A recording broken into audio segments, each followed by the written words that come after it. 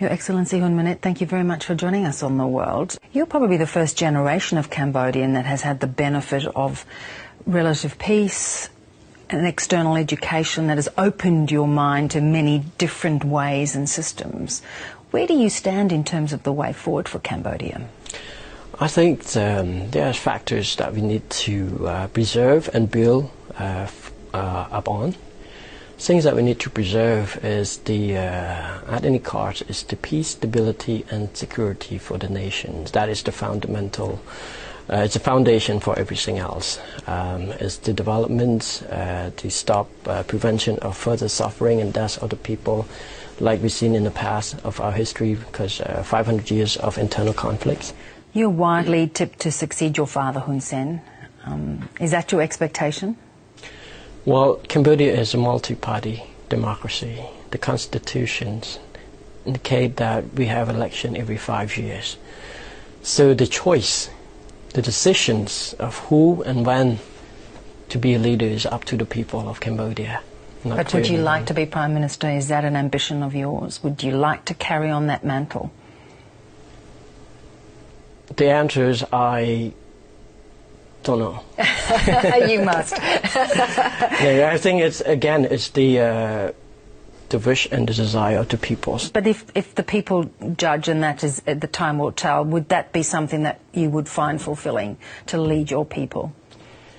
If the population, if the Cambodian people's, desires, then that's their wish. But has it been something within your family that you have been groomed for?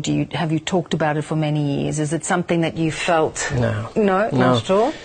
No, actually, our fathers has stated many times that he doesn't want any of his children to follow in politics. Well, you haven't listened very well, have you?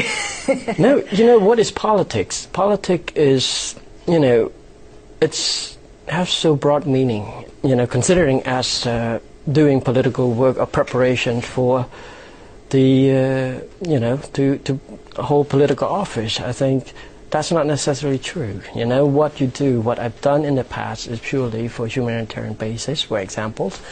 The engagement of youth, it's just with the passions to have that. Whether it is for politics or anything, it's not, that's what the concern. The concern is that how much it could contribute to society, how much, with the limited time I have on this earth that I could contribute to,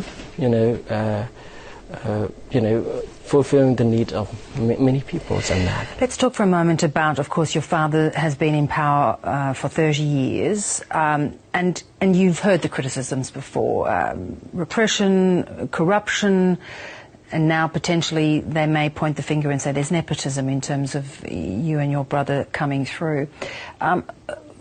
Does that sit uncomfortably with you? Do you see that there is a need for a different perception? I mean, there's,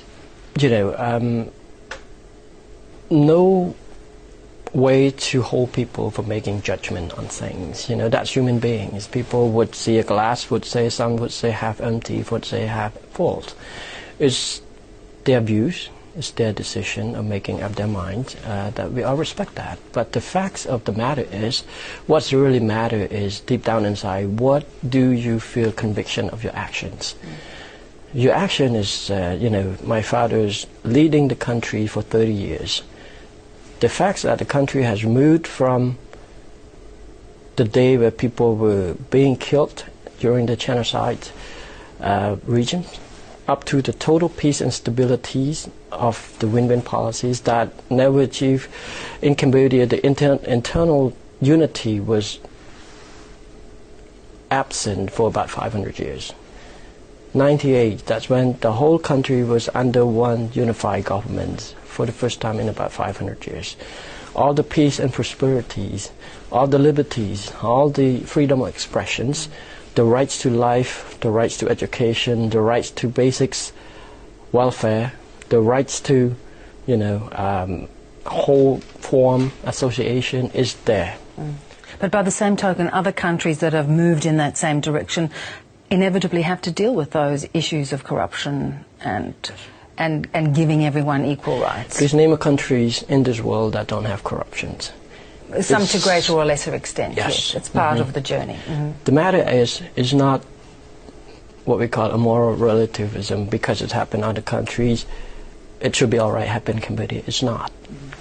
The government, especially the Prime Minister, has taken and has speaking in public and taking many actions to counter and to eradicate and reduce the level of corruption.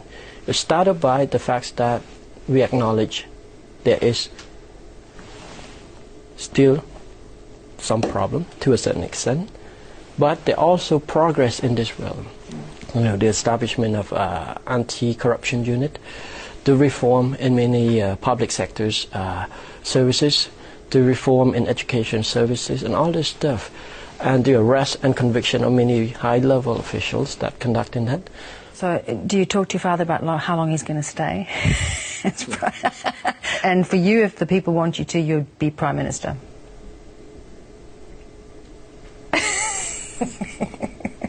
Do I take that as a yes? No. Not yet. Not yet, but in time. No, not yet. Gotcha. Queen Manette, Your Excellency, thank you so much for joining us. Thank you very much. Thank you.